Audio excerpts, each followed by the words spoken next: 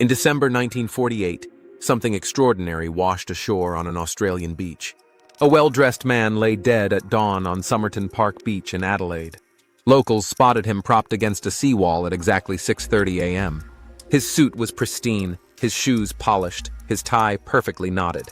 He carried no wallet, no ID, and no clue to his own name. In his pockets lay an unused train ticket to Henley Beach. A half-smoked Army Club cigarette rested on his coat's collar. A narrow aluminum comb made in the United States sat beside him. A bus ticket from Adelaide completed the curious collection of items. Detectives noted every stitch of his clothing had its labels removed. They ran an inquest 2 weeks later at Adelaide Town Hall. Pathologists found no obvious trauma, no bullets, stab wounds, or bruises. His organs were congested with blood, hinting at possible poisoning. Yet no known toxin of the era could be confirmed in his system. 6 weeks passed before a critical clue emerged from his pocket. Investigators discovered a small rolled scrap of paper marked Tamám Shud. The phrase meant, "It is finished," in ancient Persian poetry. It matched the final line of the Rubaiyat of Omar Khayyam. Police mounted a public plea to find the missing copy of the book. In late 1949, a rare edition turned up in a nurse's car.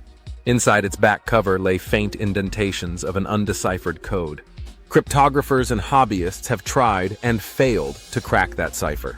Meanwhile, at Adelaide railway station, a brown suitcase surfaced. It matched the Somerton Man's clothes but bore no identifying tags. Inside lay garments with the same mystery laundry marks. But the suitcase added no name to the victim's unknown identity. The case quickly became Australia's most baffling cold case. Rumors swirled of Cold War spies slipping through Adelaide's port. Some theorists pointed to exotic poisons like digitalis or atropine. Others imagined a clandestine exchange gone fatally wrong. For decades, his silhouette against the seawall haunted true crime buffs. In July 2022, scientists exhumed his body from West Terrace Cemetery. They retrieved DNA from hair preserved since the original autopsy.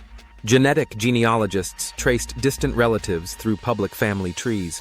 The man was tentatively identified as Carl Charles Webb, born 1905.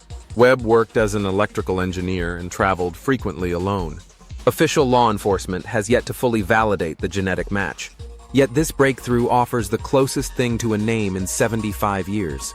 Still, the code remains unbroken, and the suitcase's origin stays murky. Did Webb live a secret life as a courier between Cold War capitals? Juicy fruit gum and American-made combs hint at international travel. Removing clothing labels suggests a deliberate attempt to vanish. Police held the original inquest on December 16, 1948. Witnesses described the man's calm posture and folded hands. The autopsy showed no signs of drowning or heart attack. Brain, liver, and stomach were engorged, classic signs of hemorrhage.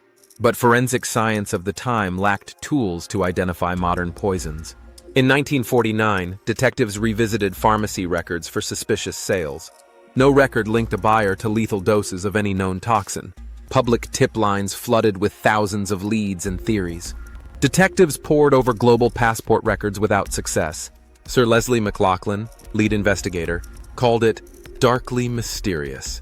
Australian newspapers ran sensational headlines for months.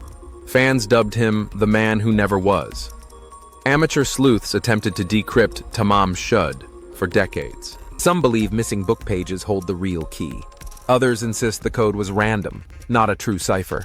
Modern satellites have mapped the exact spot on Somerton Beach. Crime scene photos were enhanced with digital forensics techniques. Tissue samples have been re-examined with cutting-edge toxicology. New tests found no trace of known man-made poisons. Interest surged again with the rise of genetic genealogy in 2021. Colleen Fitzpatrick led the family tree reconstruction process. It took months of DNA matching across global databases. Meanwhile, authors and filmmakers wove fictional twists around the facts. Novels reimagined him as a spy, a poet, or a tragic lover. Adelaide tour guides now include Somerton Man walks each December. Graffiti artists paint cryptic codes near the original ocean wall. His story has become part of Australian cultural folklore. Historians debate every scrap of evidence for new angles. Legal experts once weighed protocols for exhuming long-buried remains. Ethicists considered the rights of the dead versus scientific inquiry. The 2022 exhumation sparked public debate on privacy and legacy. Webb's family revealed mixed emotions, relief, grief, and lingering questions. No surviving witness can recount his final moments on the sand. Was he poisoned by a secret agent or by his own hand? Did the Tamám Shud note signify a farewell or an accidental slip?